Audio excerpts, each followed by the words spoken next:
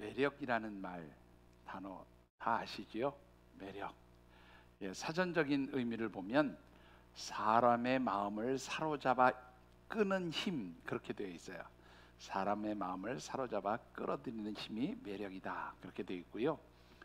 한자어로 쓰면 매자는 도깨비 매자에 힘력자를 써서 도깨비처럼 사람을 홀리게 만드는 힘이 매력이라, 그렇게 말을 합니다.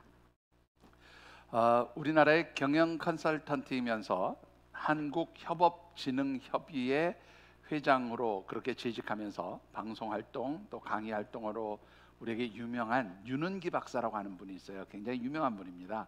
아주 강의를 굉장히 잘하시는 분인데요. 이분이 쓴 책 중에 매력이 경쟁력이다, 세상을 사로잡는 힘, 그런 책이 있습니다. 꽤 오래된 책인데요.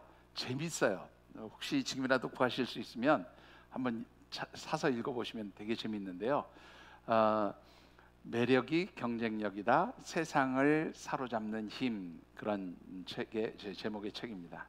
이 책에 보면 20세기는 무한 경쟁과 또 아주 지독한 물질주의 그리고 환경 파괴로 내달리는 그런 시대였다면, 특별히 21세기는 매력을 추구하는 시대가 될 것이다, 그렇게 이야기를 합니다. 그래서 매력을 가지고 있다는 것은 세상을 사로잡는 힘과 경쟁력을 가지는 것이다, 그렇게 이야기를 하는데요. 한마디로 말하면 매력 있는 사람, 또 매력 있는 기업, 매력 있는 나라가 사람들이 모이고 돈이 모이게 된다, 그런 내용입니다. 한 예로 들면 스페인이라고 하는 나라를 좀 예로 들 수가 있을 것 같은데요. 제가 꿈꾸고 있는 것 중에 하나가 뭐냐면 스페인에 있는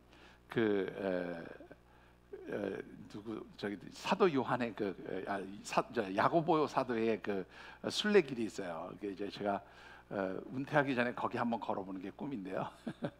이 스페인은 세계에서 관광 대국으로 유명합니다. 자, 이 스페인의 전 세계 나라 중에서 관광으로 몇 위쯤 하는 나라일까요? 1등 하는 나라, 세계적으로 관광객이 가장 많이 찾는 나라가 어디일 거라고 생각하십니까? 어디요? 한국이요? 한국은 아직 멀었습니다. 세계 1위의 관광 국가 어디일까요? 예? 예, 잘못 찍으셨습니다. 프랑스입니다. 프랑스. 1위는 프랑스고요. 두 번째, 그러면 우리 예수 믿는 사람들은 이탈리아 아닐까? 왜? 거기 가면 뭐 유적지들이 많고 여러 가지 볼 게 많으니까 이탈리아 그럴 것 같은데요. 실제로는 스페인이 세계 2위의 관광 대국입니다. 작년을 기준으로 해서요, 몇 명의 외국인들이 찾아왔냐면 8,517만 명의 외국인들이 찾아왔다고 그래요. 1년 한 해 동안에. 그리고 한 사람이 와서 평균 얼마를 썼냐면 1277유로를 썼는데 우리나라 돈으로 환산하면 1인당 190만 원 정도를 사용한 겁니다. 이 전체 관광객이 와서 쓴 비용이 관광 수입이 되겠죠. 이 나라에 얼마였을까요? 관광 수입이 우리 돈으로 환산을 제가 해보니까요, 계산기로 안 나와서 0짜리 숫자 0 4개 띄고 계산해 보니까 155조였어요. 1년 동안에 관광으로 벌어들인 수입이 155조입니다. 왜 그렇게 많이 찾아갈까요? 결론은 매력 있는 나라라는 거예요. 그 얘기 들으니까 더 가보고 싶지요. 우리 언제 한번 가보십시다. 저 은퇴하기 전에. 예, 이 매력적인 나라, 그래서 사람들이 찾는다는 것이죠.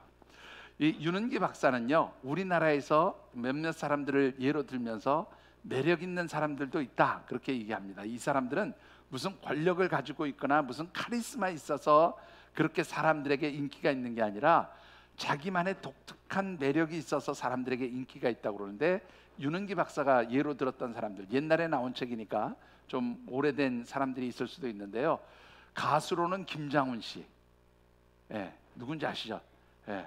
김장훈 씨. 그다음에 MC로는 유재석 씨, 그리고 스포츠 선수로는 김연아 선수, 스케이팅하는 김연아 선수, 그리고 또 그 영화 배우로는 윤사마로 유명했던 배용준 씨, 이런 사람들을 예로 들었는데 정말로 매력이 있다라는 거예요. 자, 여러분들, 그러기 때문에 누구도 없는 자기만의 고유한 매력을 가진 사람들이 이 세상에서 경쟁력 있는 사람이다. 그래서 매력 없는 것은 갖다가 버려라. 매력이 약하다고 생각하면 그 매력이 강하게 될 수 있도록 바꿔라.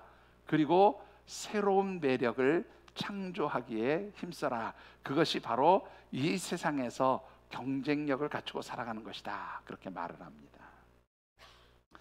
자, 여러분들은 어떻습니까? 자신이 매력 있다고 생각하시는지요? 옆에 사람 얼굴 한번 보시죠. 예, 짝이 없는 분은 뒤에 보셔도 괜찮아요. 참 매력 있으십니다. 아유, 참 그 말도 하는 게 쑥스러워요. 자, 한 번 더 하시죠. 참 매력 있으십니다. 참 매력 있으십니다. 예? 무슨 매력이 있으세요? 예? 홍 집사님, 옆에 분들에게 매력 있으시다고 얘기하셨죠?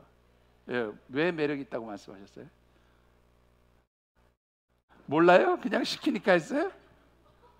자, 여러분들, 사실은 우리가 참 예쁜 말이잖아요. 참 매력 있으세요. 아, 참 멋지십니다. 뭐 이렇게 얘기하는데 상대편이 왜 매력 있는지를 이야기하라 그러면 당황하죠. 예. 사실은 우리 모두가 매력이 있는 사람들인 줄 믿습니다. 하나님의 백성으로 여러분 모두가 매력 있는 사람들인 줄 믿습니다. 중요한 것은 하나님의 백성들이 이 세상에서 살아가면서 어떻게 살아야 매력 있는 삶을 살 수 있을까? 바로 그것이 중요한 것이죠. 자, 9월에 묵상하는 말씀의 주제 같이 한번 읽어보실까요? 자, 제가 오늘 떼겠습니다. 하나님의 능력, 세상을 이기는 영적 경쟁력입니다. 한 번 더 읽어보시죠. 하나님의 능력, 세상을 이기는 영적 경쟁력입니다. 예, 우리가 하나님 백성, 하나님의 자녀로서 이 세상에 살면서 어떻게 하면 하나님의 백성들답게 이 세상에서 경쟁력 있는 삶을 살아갈 수 있을까? 그런 관점에서 9월달 말씀을 묵상했습니다. 그리고 이제 오늘 네 번째로 여러분들에게 드리고 싶은 말씀은 우리가 하나님 백성, 하나님의 자녀로서 이 세상에서 살아갈 때에 하나님의 백성답게 세상을 이길 수 있는 그런 영적 경쟁력을 갖춘 그런 매력 있는 사람이 되기를 원한다면 하나님의 능력을 소유하고 그 능력을 마음껏 사용하라 하는 것입니다. 여러분들, 하나님께서 주신 능력을 소유하고 그 능력을 마음껏 사용할 수 있는 사람만이 정말로 매력 있는 하나님의 백성들이 되어진다고 저는 그렇게 믿습니다. 여러분들 모두가 하나님께서 주신 능력으로 또 하나님께서 주신 그 능력을 마음껏 사용하면서 하나님 백성다운 매력 있는 삶을 사시게 되기를 주님의 이름으로 축원합니다. 오늘 우리에게 주신 하나님 말씀은요, 여자 사사 드보라의 이야기 가운데 한 부분입니다. 특별히 이 말씀은 하나님의 백성들에게 있어서 무엇이 이 세상에서 정말로 승리하는 삶을 살아갈 수 있는 영적 경쟁력을 가진 그런 삶을 살 수 있게 하는지를 아주 잘 보여주고 있습니다. 주신 말씀을 묵상하는 가운데 우리 모든 하늘샘 가족들이 하나님의 능력을 소유하고 그 능력을 마음껏 사용하는 영적 매력이 있는 그런 하나님의 백성들로 살아가시게 되기를 다시 한번 주님의 이름으로 축원합니다.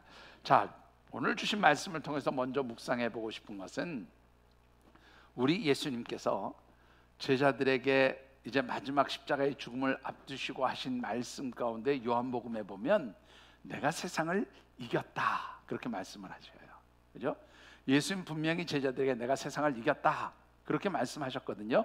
그러면 하나님의 백성된 우리가 예수님의 뒤를 따라가면서 살아갈 때에 이 세상을 이기는 자의 삶을 살아야 하는데, 사실 많은 하나님의 백성들이 세상을 이기는 것이 아니라 세상에서 패배하고 실패자처럼 살아가게 되어진다는 것이죠.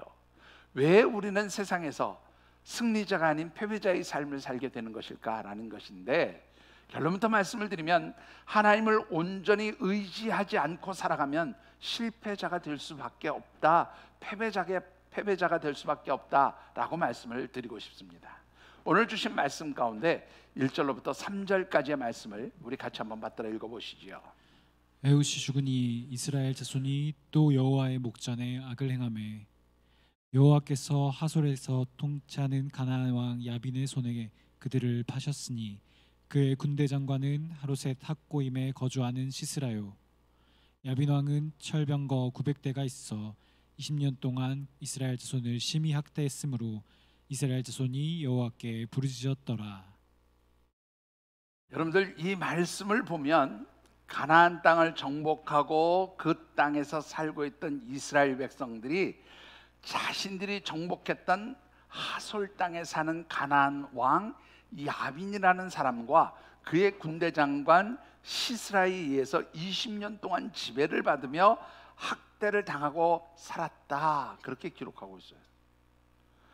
여러분도 어떻게 생각하십니까? 이스라엘 백성들이 여호수아 시대에 분명히 가서 정복하고 지배했던 사람들인데 역전이 돼서 오히려 그들로부터 지배를 당하고 학대를 당하면서 무려 20년 동안 그렇게 패배자로 살았다는 거예요. 그렇게 지배를 당하면서 살았다라는 것입니다.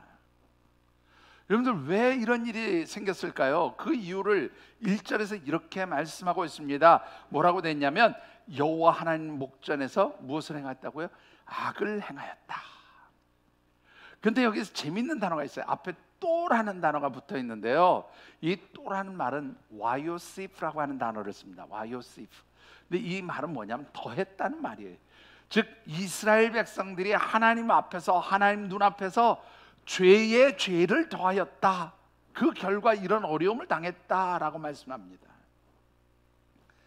악에 악을 더하니까 이스라엘 백성들이 고난을 당한 것이죠. 문제는 이 이스라엘 백성들이 하나님 앞에 악을 행했다고 하는데 그 악한 일이 무엇이었냐라는 거예요. 여러분들 사사기 3장 7절의 말씀을 같이 한번 읽어보실까요? 이스라엘 자손이 여호와의 목전에 악을 행하여 자기들의 하나님 여호와를 잊어버리고 바알들과 아세라들을 섬긴지라. 이스라엘 백성들이 행한 악이 뭐냐면 하나님을 잊어버리고 바알과 아세라를 섬긴 것이다, 그렇게 말을 합니다. 여러분들 이 바알과 아세라는요, 가나안 사람들이 섬기던 우상이에요. 바알은 남성신이고 아세라는 여성신인데요, 이 바알이라고 하는 신은, 우상은 이제 바람과 폭풍우를 주관하는 농경신이라고 생각을 했고요, 아세라라고 하는 여신은 풍요와 다산을 상징하는 여신이에요. 이게 농경 문화에 젖어들면서 이 바알과 아세라를 잘 섬겨야 수확물이 많아지고 부자가 된다, 아마 그런 생각 때문에 이스라엘 백성들이 이 가나안 사람들이 섬기던 우상 바알과 아세라를 섬긴 것으로 보여줍니다. 그런데 문제는 하나님께서 이스라엘 백성들이 가나안 땅에 들어가기 직전에 그들에게 권면하신 말씀이 있어요. 민수기 33장 51절에서 52절의 말씀을 보면 이렇게 기록되어 있습니다. 바알신은 가나안 사람들이, 하나님께서 이스라엘 백성들에 뭐라고 얘기했냐면, 너희들이 가나안 땅에 들어가게 되면 그 땅의 원주민들을 다 몰아내고 그들이 새겨 만든 우상, 곧 돌로 만든 우상과 부어 만든 우상, 곧 쇳물을 부어서 만든 그런 우상들을 다 깨뜨리고 우상을 섬기는 산당들을 부숴라, 그렇게 말씀합니다. 가나안 사람들 다 쫓아내고 그들이 섬기던 우상을 깨뜨리고 부수고 그들이 우상을 섬기던 신전을 다 부숴버려라, 그렇게 말씀하셨어요. 그리고 이어서 민수기 33장 55절과 56절의 말씀을 보면, 만일 너희가 그 땅의 원주민을 몰아내지 않으면 너희가 남겨둔 그 자들이 너희의 가시가 되어서 옆구리를 찌르게 될 것이다. 너희를 괴롭게 하게 될 것이다. 내가 그들에게 행하려고 했던 그 일들을 너희가 그들을 쫓아내지 못하면 내가 너희들에게 그렇게 하겠다, 그렇게 말씀하셨어요. 결국 이 이스라엘 백성들이 가나안 원주민들 다 쫓아내고 우상의 문화들을 몰아내고 하나님의 백성으로서 하나님만 섬기며 살아야 했는데, 그래야 이들이 하나님의 백성으로 승리하며 살 수 있었는데, 이들은 이 가나안 사람들을 쫓아내지도 못했고 그들이 섬기던 우상을 경배하고 섬기면서 하나님을 잊어버리게 되었다, 그런 말인 것이죠. 그 결과가 결국 그들은 승리자가 아닌 패배자로, 실패자로 살게 되었다, 그 말입니다. 여러분들은 어떻게 생각하십니까? 왜 하나님의 백성들이 세상에서 살면서 승리자가 아니라 패배자처럼, 실패자처럼 그렇게 살게 되느냐 하는 것이죠. 여러분들이 생각할 때, 아이고 나는 우상을 섬기지 않았어, 나는 이스라엘 백성들처럼 무슨 바알과 아세라, 그야말로 새겨 만든 우상, 부어 만든 그런 우상들 섬기지 않았어, 그렇게 이야기할지도 모릅니다. 그런데 여러분들 어떻습니까? 현대인들의 우상이 뭘까요? 현대인들이 그렇게 무슨 돌이나 혹은 주물로 만든 그런 우상들을 섬기지 않지만, 이 시대의 우상은, 이 시대 사람들이 의지하고 살아가는 그 우상은 무엇입니까? 첫 번째 우상 중에 하나가 뭐예요? 뭐니 해도 머니죠. 여러분들 다 잘 아시네요. 여러분들 돈만큼 강력한 힘을 가진 우상이 어디 있습니까? 그런가 하면 여러분들 사회적인 지위가 높아지면 세상에서 행복하게 살 수 있다고 생각합니다. 사회적인 지위 그것 자체가 우상이 돼버렸어요. 권력을 가지면, 힘이 있어서 내가 이 세상에서 인정받는다고 생각합니다. 권력이 우상이 된 시대예요. 여러분들, 이게 바로 세상의 문화인 거예요.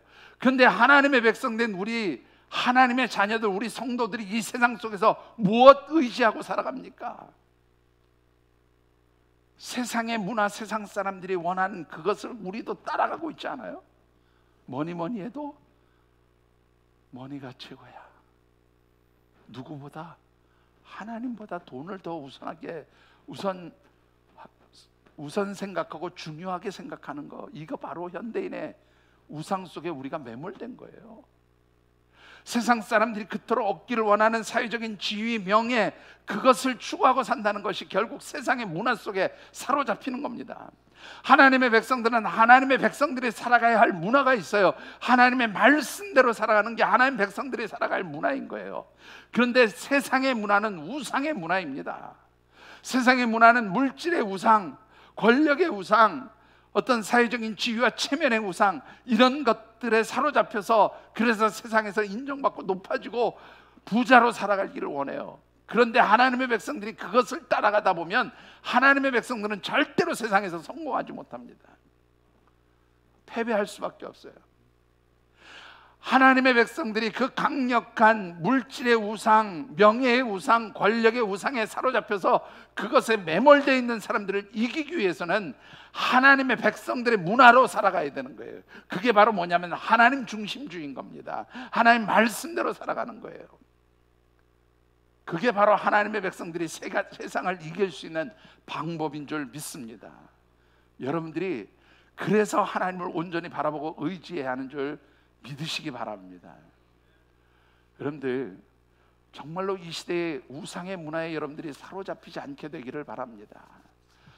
나도 모르게 사로잡혀요. 나도 모르게 그 속에 매몰됩니다. 그런데 그렇게 되다 보면 절대로 세상 사람들이 살아가는 방식으로 세상을 이길 수가 없어요. 예수님이 세상을 이긴 것은 세상 사람들이 살아가는 방식으로 이긴 것이 아니라 하나님의 말씀대로 순종했을 때 세상을 이기는 거예요. 하나님이 원하시는 방식대로 살아갈 때에, 그게 바로 십자가의 죽음이라는 길을 걸어갈 때에 사단을 패배시키고 승리할 수 있게 되어진 줄 믿습니다. 사랑하는 성도 여러분, 하나님 백성답게 사시게 되기를 주님의 이름으로 축원합니다. 세상 사람들이 의지하는 그 우상의 문화가 아니라 하나님 말씀 안에서 살아가는 하나님 백성들만의 문화로 그렇게 우리가 살아가게 되기를 주님의 이름으로 축원합니다. 여러분들, 우리가 이 세상에서 우상의 문화에 사로잡힌 그런 무능력한 패배자로 그렇게 전락했다면 어떻게 벗어날 수 있을까요? 그 비결은 바로 3절에 있습니다. 3절을 보시면 이스라엘 백성들이 그 가나안 사람들에게 지배를 당하고 패배자처럼 살고 있을 때에 어떻게 했다고요? 하나님께 부르짖었다, 그렇게 말씀하고 있습니다. 하나님께 기도하는 거예요.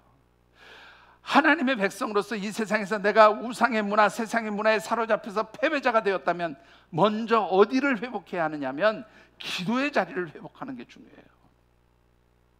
왜 기도의 자리를 회복하는 것이 중요할까요? 왜 우리가 기도의 자리로 나갈 때에 하나님의 백성들이 패배자의 자리에서 승리자의 삶으로 하나님 방향을 전환시켜 주시는 걸까요? 그 이유를 우리 다음 말씀과 연결해서 한번 생각해 보십시다.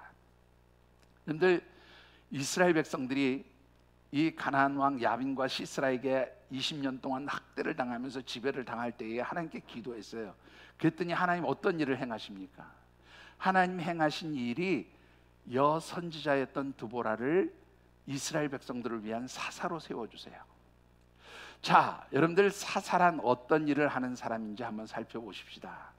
여러분들, 이 사사라는 그 직분을 가진 사람들은 이스라엘 백성들이 가나안 땅에 입성할 때에 그들의 지도자였던 여호수아 이후에 이스라엘 백성들을 이끌어가던 지도자들이에요. 어느 시대까지 사울 왕이 이스라엘의 첫 번째 왕으로 그렇게 세움받기 직전까지 굉장히 오랜 기간입니다. 그래서 그 시대를 무슨 시대라고 그래요? 사사시대라 그렇게 말합니다. 학자들에 따라서 300년으로 보는 학자들도 있고 350년으로 보는 학자들도 있고 400년으로 보는 학자들도 있는데, 뭐 어쨌든 상당히 긴 기간 동안에 사사들이 다스리는 그런 시대였어요. 이 사사들은 이 이스라엘 백성들에게 있어서 어떤 역할을 했냐면, 조금 전에도 말씀드린 대로 지도자였는데요, 특별히 이들이 행한 일은 법과 질서를 유지하는 재판관으로서의 역할을 했습니다. 잘 기억해 두세요. 재판관으로서의 역할을 했고요, 또 백성들을 다스리는, 어떻게 보면 왕과 같은 역할을 했는데 좀 왕이라는 역할보다는 그저 이스라엘 백성들을 이끌어가는 리더였어요. 그리고 그들의 왕은 사실 누구였냐면, 사사시대의 그들의 왕은 하나님이셨어요. 하나님이 그들의 왕이었는데 이스라엘 백성들이 그것을 인정하지 못할 때에 자기 소견에 옳은 대로 살았더라, 그렇게 사사시대를 성경은 말씀하고 있습니다. 그러니까 이 사사들은 하나님을 대신해서 이스라엘 백성들을 재판하는, 법과 질서를 지키는 일을 했고요, 두 번째로 한 일은 뭐냐면, 이 가나안 땅에 정착하는 과정에서 이방 사람들이 이스라엘 백성들을 막 침략하기도 하고 공격하기도 하고 위협하기도 하니까, 이럴 때마다 이방의 군사들이 침략해 올 때마다 이스라엘 백성들과 그 군사들을 이끌고 나가서 이들을 물리치는, 어떤 면에서 군사적인 리더로서의 역할을 하는 사람들이 바로 사사였어요. 아주 중요한 두 가지 역할입니다. 기억해서요. 하나는 무슨 역할? 법과 질서를 지키는 재판관으로서의 역할이고, 하나는 군사적인 리더로서의 역할이에요. 자, 이런 자리에 누구를 세워주셨어요? 하나님이 드보라라고 하는 여자 사사를 세워주신 거예요. 자, 여러분들, 이 사사들은요, 이스라엘 백성들이 하나님 앞에 죄를 짓고 징계를 당해서 막 가나안 사람들이나 이방 사람들한테 패배당하고 지배당하고 고통당할 때에 이 이스라엘 백성들을 대신해서 하나님이 주신 능력으로 이방 사람들, 가나안 사람들을 물리치고 하나님 백성을 승리하도록 만들어주는 하나님께서 세우신 능력자들이었습니다.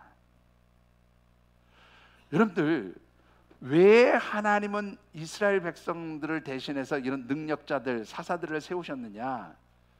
뭐 이스라엘 백성들을 세워주시기 위함이기도 하지만, 정말로 하나님의 백성들이 살아가는 힘이 무엇인가를 보여주시기 위함이었어요. 여러분들 한번 보십시다. 하나님은 어떤 사람을 세워서 하나님의 능력과 힘을 부어주시고, 그래서 이 세상을 이길 수 있는 사사와 같은 삶을 살게 할 수 있겠는가? 여러분들, 하나님께서 능력을 주시고 힘을 주시는 이 사사들과 같은 능력자들은요, 첫 번째로 기도하는 사람들이에요. 기도하는 사람들입니다. 기도하는 사람에게 하나님 능력을 부어주세요. 기도하는 사람에게 하나님 힘을 더하여 주시는 줄 믿습니다. 이스라엘 백성들이 왜 그 패배의 자리에서 하나님께 기도하는 게 중요하냐면, 패배의 자리에서 승리의 자리로 바꾸기 위해서는 하나님의 능력이 있어야 돼요. 하나님의 도우심이 있어야 되는데, 그 하나님의 능력과 도우심은 누구에게 임하는 거냐면 기도하는 사람에게 임하는 거예요. 여러분들 5절의 말씀을 같이 받들어 읽어보십시다. 그는 에브라임 산지 라마와 베델 사이 디브라의 종려나무 아래에 거주하였고, 이스라엘 자손은 그에게 나아가 재판을 받더라. 여러분들, 이 말씀을 보면 왜 이 드보라라고 하는 여자 선지자가 사사로 세움을 받은지 이유가 명확하게 나타나 있지 않아요. 근데 여기서 굉장히 중요한 말이 뭐냐면 드보라가 드보라의 종려나무 아래에 거주하였다 그렇게 기록하고 있는데요. 여기서 거주했다는 말은 거기서 살았다는 말이 아닙니다. 원문의 뜻은 뭐냐면 이 종려나무 아래가 드보라의 사무실이었다 그런 말이에요. 요즘 말로 표현하면. 그래서 이 드보라가 있는 곳에 와서 이스라엘 백성들이 뭐를 받았어요? 재판을 받았어요. 아까 제가 뭐라고 말씀드렸습니까? 사사가 하는 일 중에 아주 중요한 일이 법과 질서를 지키기 위해서 백성들을 재판하는 재판관의 역할을 했다 그랬잖아요. 그러니까는 요즘으로 얘기하면 드보라가 앉아있는 그 드보라의 종려나무 아래가 바로 드보라의 사무실이에요. 재판소예요. 그래서 거기 와서 사람들이 재판을 받았다 그런 말입니다. 그런데 여러분들 굉장히 중요한 뜻이 여기에 있는데요. 여러분들 이스라엘 백성들은 아무 데서나 가서 재판을 받을 수 있지 않았어요.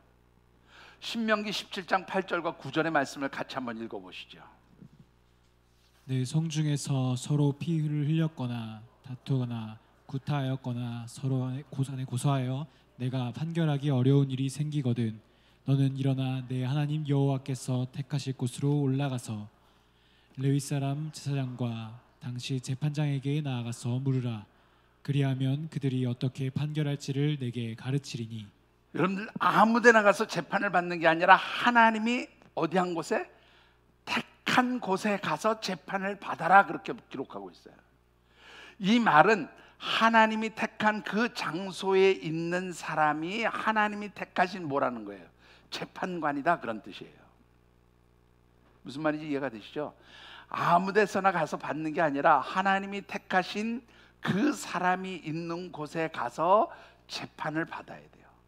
그러니까 드보라가 앉아 있는 곳에 와서 이스라엘 백성들이 재판을 받았다라는 것은 드보라가 곧 누가 택하신 사람이에요? 하나님이 택하신 사람이다 그런 뜻이 이 속에 담겨져 있어요. 그런데 왜 택했느냐 말이에요. 누구도 안 가르쳐줘요. 어떤 주석책을 봐도 이런 얘기 안 나와요. 왜 그랬을까요? 왜 하나님 택하셨을까요? 그런데 이스라엘 백성들에게 있어서 굉장히 중요한 의미 하나가 있어요. 영적인 의미 하나가 있어요. 그게 바로 뭐냐면 이스라엘 백성들이 나무 아래 앉는다는 말은 굉장히 중요한 영적인 의미가 있어요. 드보라가 어디 아래에 있어요? 종려나무 아래에 있어요. 근데 그 앞에 말씀을 다시 한번 보세요. 뭐라고 돼 있나? 5절 말씀 다시 한번 보여주실래요? 5절 말씀 보여주세요. 여기에 보시면 종려나무가 누구의 종려나무예요? 드보라의 종려나무예요. 여러분들 하나님 말씀 되게 재밌지 않아요? 저는 이런 거 보면 되게 재밌어요. 이 말은 뭐냐면 늘 드보라가 그곳에 앉아있는 나무예요. 그래서 드보라의 종려나무예요. 드보라가 거기에 앉아서 뭐 했겠어요 여러분들? 여러분들 이스라엘 백성들이 나무 아래에 앉는다라는 것은 영적으로 어떤 의미가 있냐면 하나님과 교제하는 자리에 앉는다는 의미가 있어요. 하나님께 기도하는 자리라는 의미가 있어요. 하나님과 영적으로 교통하면서 하나님의 뜻을 물을 때 이스라엘 백성들은 나무 아래에 앉아서 기도하고 말씀 보고 묵상하면서 하나님께 찬양하고 하나님 뜻을 물었어요. 그래서 이 나무 아래에 앉는다는 것은 영적인 자리, 기도의 자리에 앉는다 그런 뜻이 있는 겁니다. 그 대표적인 예가 요한복음 1장 48절에도 나와요. 같이 한번 읽어보시죠. 나다나엘이 이르되 어떻게 나를 아시나이까? 예수께서 대답하여 이르시되 빌립이 너를 부르기 전에 내가 무화과 나무 아래에 있을 때에 보았노라. 예수님이 제자들을 부르실 때 나다나엘을 보시면서 하신 말씀이 뭐예요? 내가 너 무화과 나무 아래에 있을 때 이미 보았다. 그 말은 너는 경건한 사람이다 그 말이에요. 너는 기도하는 사람이다. 너는 하나님 말씀대로 살아야 하고 몸부림치는 사람이구나. 예수님 그렇게 그를 인정하셨던 거예요. 그래서 주님이 그를 제자로 택하신 겁니다. 드보라가 바로 기도하는 사람이었기 때문에 하나님께서 그 여인을 사사로 세우신 거예요. 하나님 능력을 부어주신 겁니다. 여러분들 그 증거가 4절에 아주 분명하게 나타납니다. 4절을 다시 보시면 누구라고요? 같이 읽어보십시다. 그때 랍비도세 아내 여선지자 드보라가 이스라엘의 사사가 되었는데 드보라는 원래부터 뭐였냐면 여자 선지자였어요. 여러분들 선지자는 뭐 하는 사람입니까? 백성들에게 하나님 말씀을 대언하는 사람이 선지자예요. 제가 좀 표현을 이렇게 하는데요, 이거는 어떤 성경학자도 이렇게 표현하지 않아요. 저만 그렇게 표현하는 겁니다. 제사장들은 요즘으로 얘기하면 하나님과 공식적인 통로에서 하나님 말씀을 전하는 사람들이 제사장들이었어요. 이에 반해서 예언자들은 요즘으로 얘기하면 제야의 인사예요. 제사장들은 공식적인 성전이라는 통로를 통해서 하나님을 섬기고 하나님의 말씀을 들어서 백성들에게 선포하는 그런 일을 했어요. 그러니까 요즘으로 얘기하면 공식적인 공무원과 같은 그런 위치에 있었다고 하면, 이 선지자들은 백성들의 삶의 자리에서 백성들과 함께 부딪히면서 살아요. 그러다가 하나님 말씀을 받으면 그 말씀을 백성들에게 대언하는 사람들이 예언자들, 선지자들이에요. 그래서 선지자들은 요즘 말로 표현하면 제야의 인사입니다. 제야의 인사. 그런데 이 드보라가 제야의 인사 선지자였어요. 하나님 말씀을 대신 전하는 사람이었습니다. 여러분들, 이 드보라가 살던 시대가 어떤 시대입니까? 바로 에훗 이후에 이스라엘 백성들이 하나님을 버리고 악을 행하며 우상을 섬기던 시대예요. 이 말은 다른 말로 표현하면 이스라엘 백성들이 하나님을 떠났고 하나님의 말씀을 버렸고 예배의 자리를 떠났다, 그런 말입니다. 사무엘상 2장에 있는 엘리 시대처럼 영적으로 암흑기였던 그런 시대예요. 그런 암흑기였던 시대, 그래서 누구도 하나님 말씀에 관심을 기울이지 않고 하나님의 말씀을 듣기 원하지도 않는 그런 시대에 이 드보라라고 하는 여자 선지자는 하나님의 말씀을 받아서 사람들에게 그것을 전하는 그런 역할을 했다라는 것입니다. 다른 말로 표현하면 모두가 다 영적으로 잠들고 영적으로 암흑긴 그런 시대에 여자 선지자였던 드보라는 깨어있는 사람이었어요. 기도로 깨어있었던 사람이에요. 그래서 하나님과 교통하고, 그래서 하나님이 주시는 말씀을 받아서 그 말씀의 빛으로 그 시대를 밝혔던 그런 영적인 사람이었어요. 그렇기 때문에 하나님께서 그를 세우신 사람이다, 그런 말입니다. 여러분들 어떻게 생각하십니까? 요즘 이 시대야말로 영적 암흑기 아닌가요? 영적으로 어둠의 시대예요. 누구도 하나님 말씀 듣기를 원하지 않습니다. 누구도 하나님 말씀을 사모하지 않습니다. 누구도 하나님 말씀을 내게 주시는 말씀으로 받지 않는 시대예요. 한번 잘 생각해 보십시오. 스스로 한번 손을 얹고 오늘 내게 주시는 말씀이 나에게 주시는 말씀이라고 생각하십니까? 그냥 형식적으로 와서 앉아서 예배드리고 그냥 목사님이 설교했으니까 오늘 좋은 말씀 하는가 보다 듣고 끝입니까?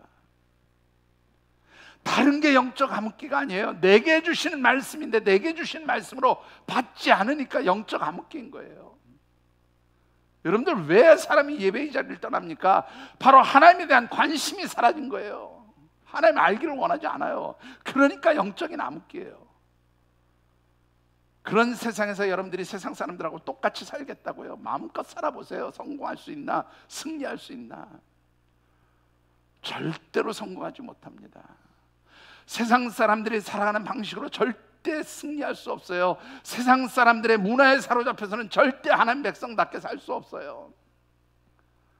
여러분들이 기도로 깨어있고 하나님 말씀으로 붙들림 받을 때 하나님께서 그런 사람들에게 능력을 주시는 거예요. 그런 사람들에게 힘을 주시는 거예요.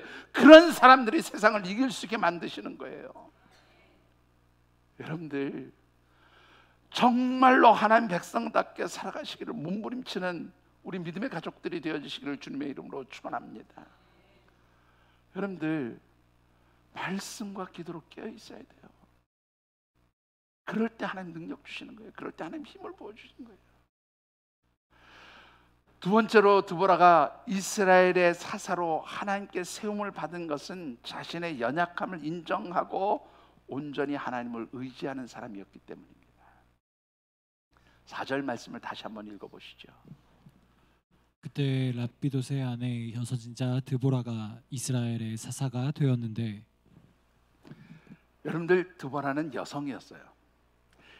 이때 당시, 물론 예수님 때도 그랬지만 이때 당시는요, 여자들은 당시 사회적인 지위가 남성에게 종속되는 시대예요. 요즘 시대는 남성이 여성에게 종속돼서 살아가는 시대입니다.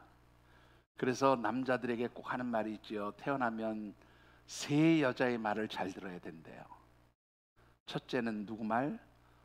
엄마 말 잘 들어야 되고, 두 번째는 누구 말? 마누라 말, 아내 말 잘 들어야 되고요. 나이가 들면 누구 말 잘 들어야 돼요? 내비게이션에서 나오는 여자 말 잘 들어야 된대요. 실제로 여러분들 다 알고 있는 내용인데 뭘 새삼스러운 거지 이처럼. 제가 운전할 때 내비게이션 소리를 잘 안 듣거든요. 우리 집사람 꼭 찬 소리를 왜 저 그대로 안 가냐고. 야단 맞아요. 여러분들 그런 시대지만 옛날에는 여성들이 남성에게 종속된 시대예요. 여성으로 사사로 세움을 받았던 건 정말로 특별한 일입니다. 아까 말씀드렸죠. 사사로서의 하는 일 중에 하나가 재판관이면서 또 하나 뭐라고요? 또 잊어버리셨죠? 불과 5분도 안 돼서. 뭐라고요? 군사적인 리더. 쉽게 하면 백성들을 이끌고 전쟁터로 나가는 장수의 역할을 하는 사람이 사사예요. 근데 여자가 사사로 장수로서 이끌고 나갈 수 있냐 말이에요. 물론 요즘에도 여성들이 장군으로 전투병과에 또 장교로 그렇게 지휘관으로 있는 경우도 물론 있지만 이때 당시 여성이 지휘관이 된다는 건 꿈에도 상상하지 못하는 시대예요. 그런 시대에 하나님 이 드보라를 세워주셨단 말이에요. 왜 그랬을까요? 왜 하나님 그러셨을까요? 하나님께서 이스라엘 백성들에게 보이고 싶으셨던 것, 가르쳐주고 싶으셨던 것이 뭔지 아십니까? 너희들이 볼 때 세상적으로 힘 있다고 생각하는 것, 세상적으로 능력 있다고 생각하는 것, 그거 아무것도 아니야. 아무것도 아닌 여자이기만, 너희들이 볼 때 정말로 아무것도 아니고 연약한 존재인 것처럼 보이는 그 여자지만, 누가 함께하면, 하나님이 함께하면 어떤 남자보다 더 뛰어나게 할 수 있어. 그게 하나님의 능력이야. 이걸 보여주시기 원한 거예요. 너희들이 볼 때 가나안 사람들 그 많은 군사들을 가지고 힘 있게 보이냐? 웃기지 말어. 너희들이 볼 때 연약한 것, 아무것도 아닌 그런 하찮게 보여지는 여성일지라도 누가 함께 하시면, 하나님이 함께 하시면 능력자가 되는 거야. 승리자가 되는 거야. 하나님 그걸 보여주고 싶으셨던 거예요. 여러분들, 약한 사람이 강하게 되는 게 하나님의 백성들의 살아가는 삶의 지혜예요. 그래서 고린도전서 1장 27절부터 29절에 사도 바울이 이렇게 얘기하는 겁니다. 같이 읽어보시죠. 그러나 하나님께서 세상에 미련한 것들을 택하사 지혜 있는 자들을 부끄럽게 하려 하시고 세상에 약한 것들을 택하사 강한 것들을 부끄럽게 하려 하시며 하나님께서 세상에 천한 것들과 멸시받는 것들과 없는 것들을 택하사 있는 것들을 폐하려 하시나니. 하나님께서는요 절대 강한 자들을 쓰시지 않으세요. 하나님께서 쓰시는 사람들은 약한 자들입니다. 미련한 자들입니다. 가진 것이 없고 멸시당하고 천하게 보이는 그런 자들을 하나님 택하셔서 하나님이 능력을 부어주시고 힘을 부어주셔서 그들로 하여금 이 세상의 강한 자들, 이 세상의 지혜로운 자들, 이 세상의 부한 자들을 이기게 하시는 거예요. 그게 하나님이 이 세상을 이기는 방식이에요. 여러분들, 예수님이 이 땅에 오셨을 때 누구도 그를 알아주지 않았습니다. 가장 낮고 천한 자리로 왔어요. 직업조차도 가장 천하게 여기는 목수 중에 한 사람이었습니다. 그런 예수님을 통해서 하나님의 능력이 역사할 때 어떤 일들이 이루어지는가를 보여주신 것, 그게 바로 예수 그리스도의 성육신의 사건인 거예요. 여러분들, 세상에서 강하다고 잘난 척하지 마세요.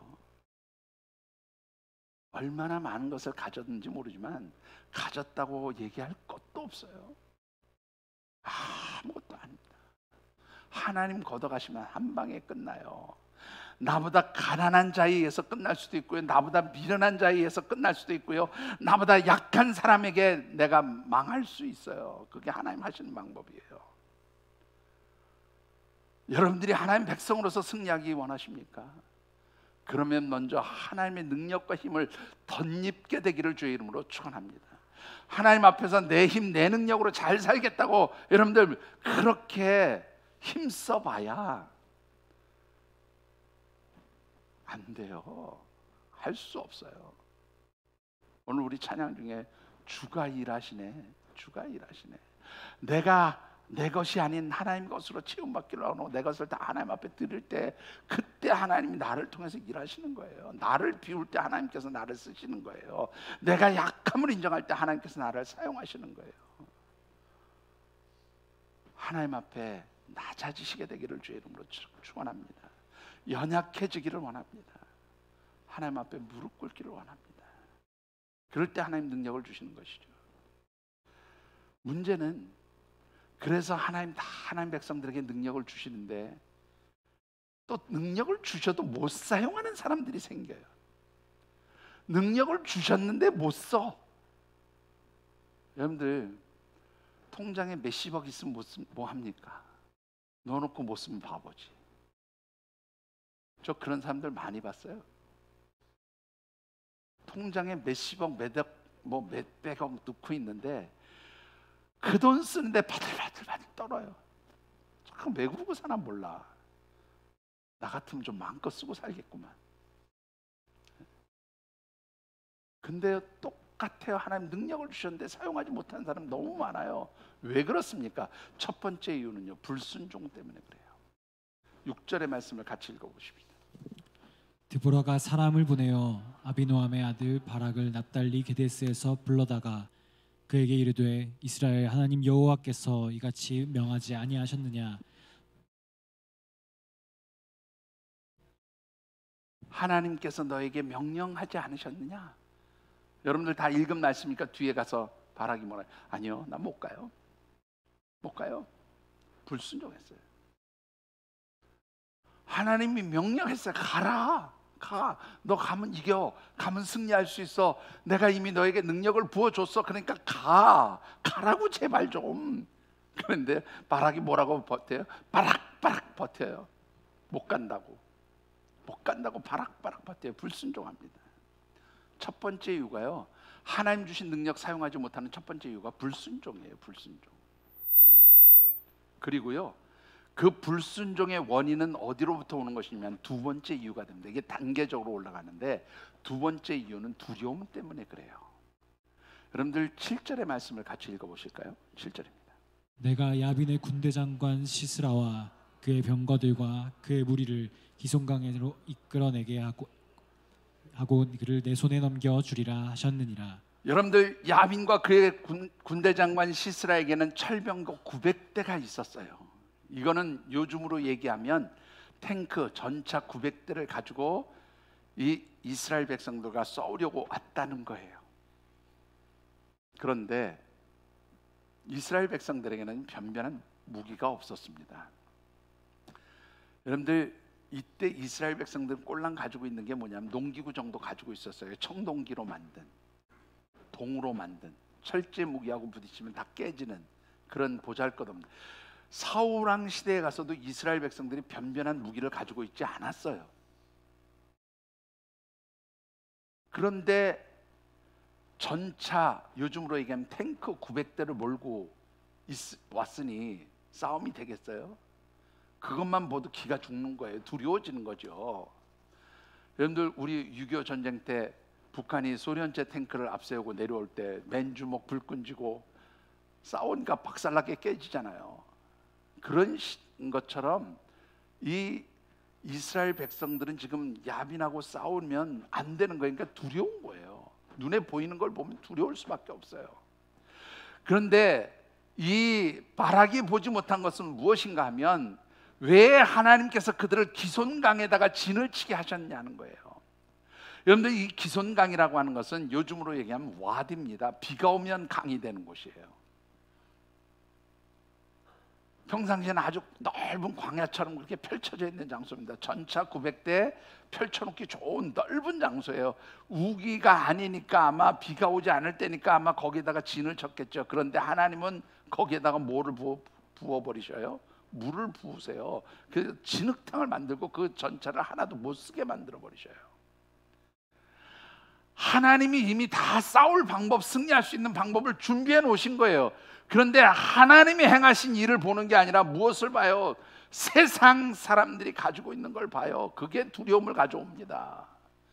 여러분들, 우리가 하나님의 백성으로서 하나님이 하신 일을 볼 줄 아는 믿음의 눈이 열려야 되는데, 우리가 보는 건 늘 뭐를 봐요? 세상 사람들이 가진 걸 봐요. 그들이 가진 걸 보면 무섭습니다. 여러분들, 두렵습니다. 싸우면 질 것 같아요. 그런데 하나님의 백성들은 그들이 가진 것을 가지고 싸우는 게 아니에요. 뭘 가지고 싸워요? 하나님의 능력으로 싸우는 거예요. 전혀 우리가 생각지도 못했던 방법으로 하나님은 싸움을 이미 시작해 놓으신 거예요. 그래서 그들을 기손강으로 끌어다 놓으신 거예요. 이기게 하시려고. 순종하고 가기만 하면 돼요. 그런데 보여지는 두려움 때문에 순종하지 않으니까 하나님 능력이 나타나지 않는 거예요.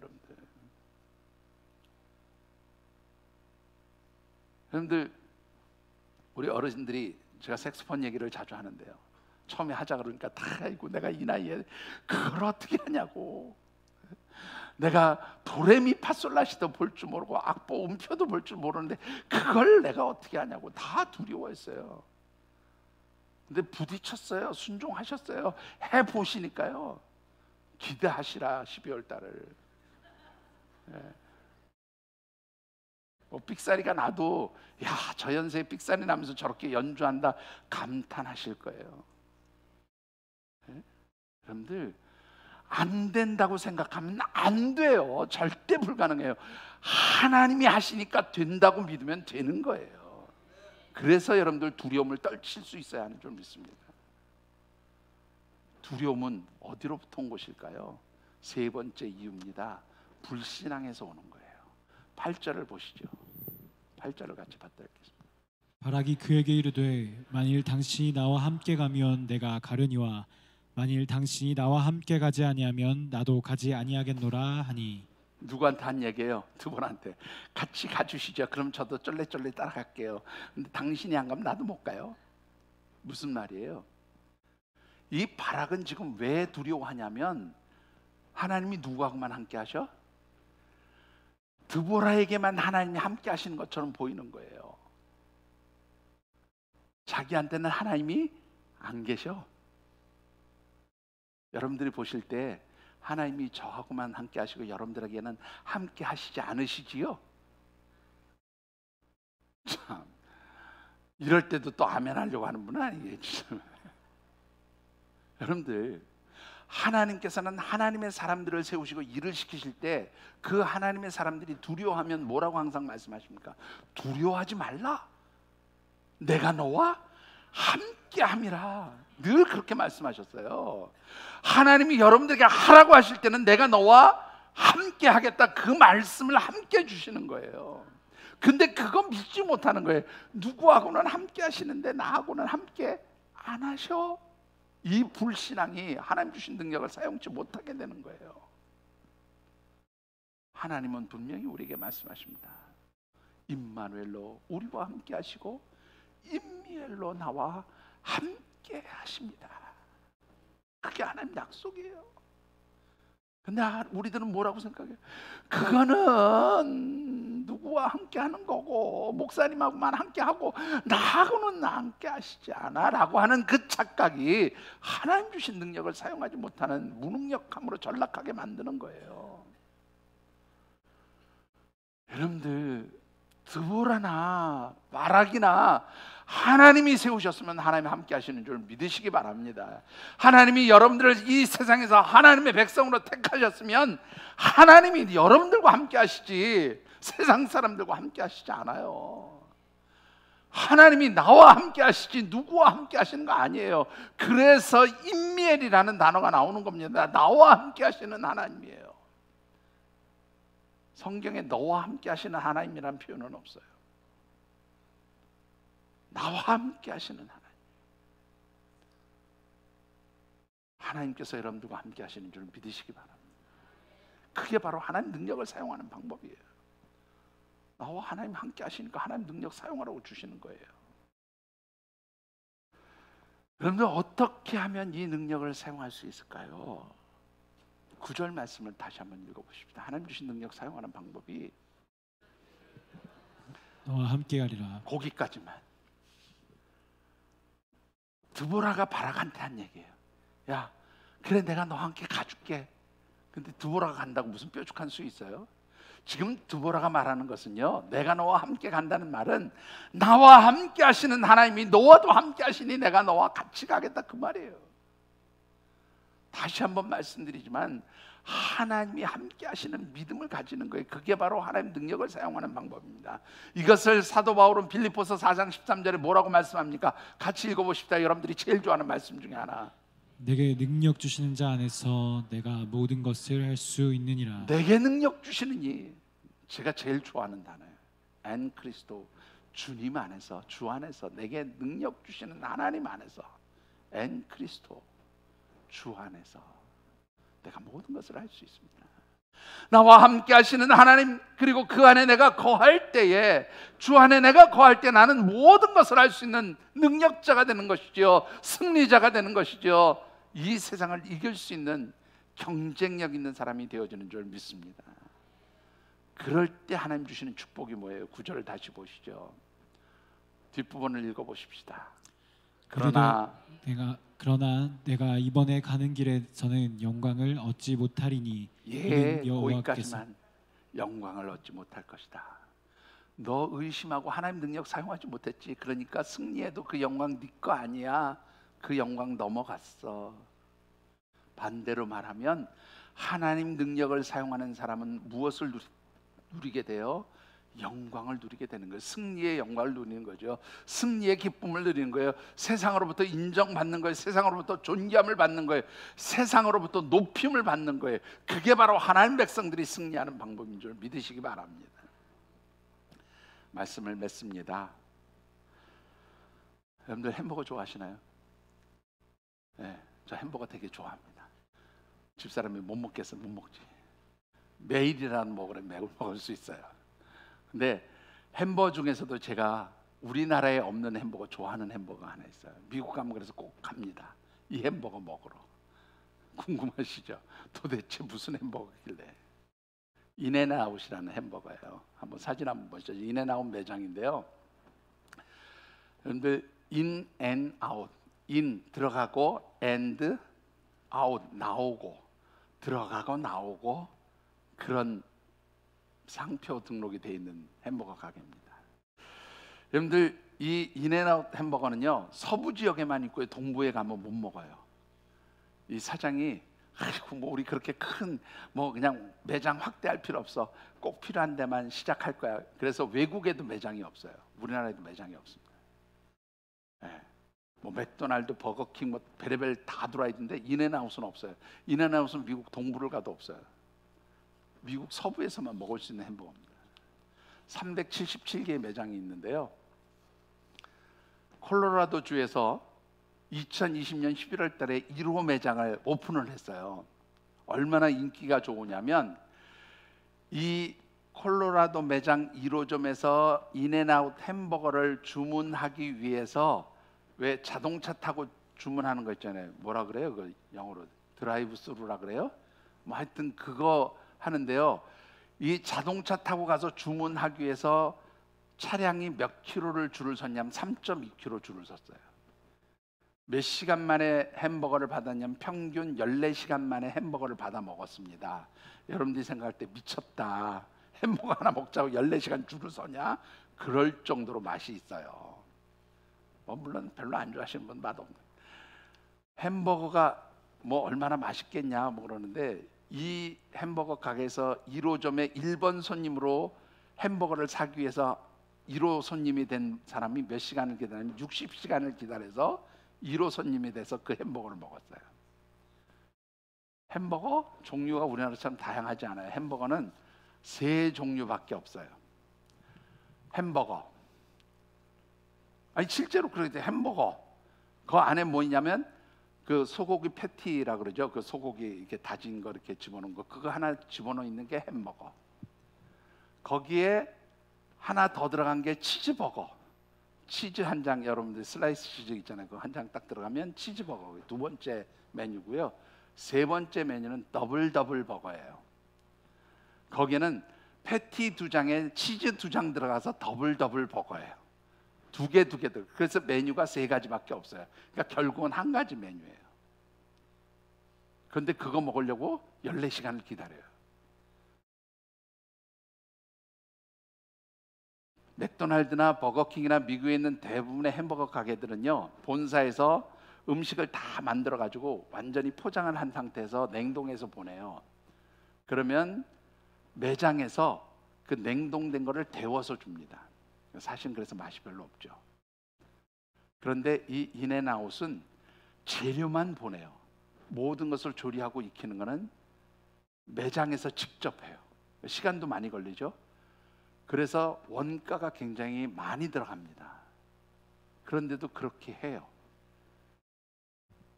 보통 세트 메뉴 시키면 감자 프라이드 있잖아요. 그 감자 칩 같은 거 주잖아요. 이만한 빨간 보자기에다가, 바구니에다가요, 감자를 싸준데 이만큼 싸줘요. 거짓말 요만큼도 안 보태고 가서 먹어보세요. 요즘에는 좀 어떤지 모르겠어요. 요즘에 많이 올랐다 그러더라고요. 이만큼 싸줘요. 그 자리에서 튀겨서 주는 건 너무 맛있어요. 다 먹어요. 그래서 살들이 찌는지 모르겠지만. 그런데 왜 이렇게 하냐 말이죠. 원가가 더 많이 들어가는데 손해보는데, 비결은요, 이 매장의 이름에 있어요. 인앤아웃이 어디에서 나온 말인 줄 아십니까, 여러분들? 신명기 28장에 보면 들어가도 복을 받고 나가도 복을 받고, 이 매장에 들어오는 사람이 들어와도 복을 받고 먹고 나가도 복을 받고, 이 세상에 이 매장에 들어오는 모든 사람들에게 복을 주는 기업이 되겠다, 축복의 통로가 되겠다, 그렇게 해서 시작한 기독교인 기업이에요. 크리스찬 기업입니다. 사진 다시 한번 보여주시죠. 그래서 여기서 주는 음료수에 보시면 그 바닥에 뭐가 있는지 아세요? 예? 홍 집사님 찾았으면 읽어보셔. 영어로 뭐라고 돼 있는지. 예, 존 3-16 그렇게 써 있어요. 뭔지 아세요? 요한복음 3장 16절 말씀, 그것을 생각하라, 그러면서 그 말씀을 적어놨어요. 존 3장 16, 하나님이 세상을 이처럼 사랑하사 독생자를 주셨으니, 그거 모르는 사람 아무도 없잖아요. 그런 기업 정신을 가지고 살아요. 그러니까 세상에서 성공하는 거예요. 미국 사람들이 제일 맛있어하는 햄버거가 된 거예요. 미국 사람들이 인기 있는 햄버거가 되는 거예요. 무슨 정신으로 사니까? 하나님 백성답게 살겠다고, 하나님의 백성 축복의 통로로 살겠다고 하니까 하나님이 경쟁력 있게 축복해 주시는 거예요. 여러분들, 세상적인 방법으로 돈 벌어보세요. 하루아침에 날아갈 수 있어요. 아무것도 아니에요.